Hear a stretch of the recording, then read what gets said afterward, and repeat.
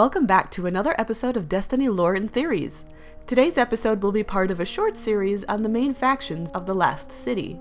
This week's episode concerns New Monarchy, both their origins and their plans for the Guardians of the Tower. Today, we will rise.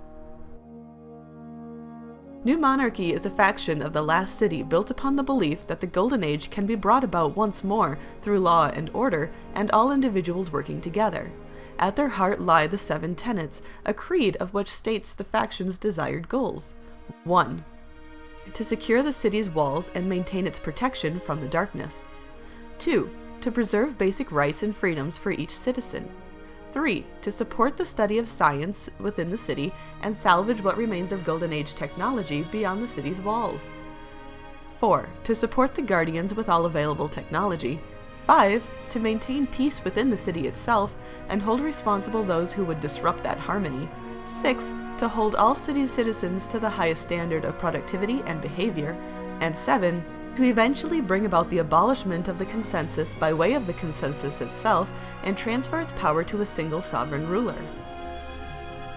The most interesting tenet is, arguably, the last one. The consensus was established at the end of the faction wars, a period of vicious fighting between various factions that was eventually brought to an end by the Guardians of the Era. While the purpose of the consensus is to maintain an alliance between New Monarchy, Dead Orbit, and Future War Cult, New Monarchy seeks for the consensus to vote to abolish itself and elect a leader to rule in its stead. Enough talk. The time for action has come. For now, the closest thing to a ruler that the city actually has is the Speaker, and his intended purpose isn't really to rule, but to act as sort of a high priest to the Traveler. He also provides guidance to the Guardians alongside the 3 Vanguard leaders. Right now, the most likely candidate to become leader of the city is, strangely enough, Commander Zavala. Zavala's history with New Monarchy remains largely unknown. All we know is that Executor Hideo, the representative for New Monarchy in the Tower, seeks to put Zavala on a throne. If only the Titan Vanguard would lend his aid to them.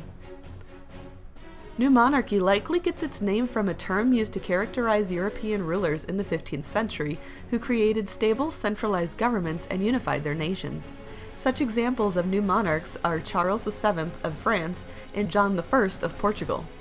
What the new monarchs accomplished during the 14th and 1500s is very similar to what the faction stands for in the Tower today. This includes limiting the power of a feudal aristocracy, the Speaker, as well as maintaining an army, the Guardians, loyal to the monarch, whichever ruler they ended up choosing. The city prospers on our field of order and justice. What does the future hold for New Monarchy? If they succeed in convincing the consensus to abolish itself and elect a tower leader, for the most part we would be right back where we are now. Everything would depend on the ruler, who would likely work in tandem with the Speaker and the Vanguards. The Guardians are already in the practice of gathering Golden Age artifacts for the Cryptarchs and would receive a wide amount of support from the elected ruler. The only real problem this solution proposes is twofold. 1. They will assumedly be chosen by New Monarchy and not by all the denizens of the Tower. And 2. They will no doubt feel indebted to New Monarchy for gaining them such a position.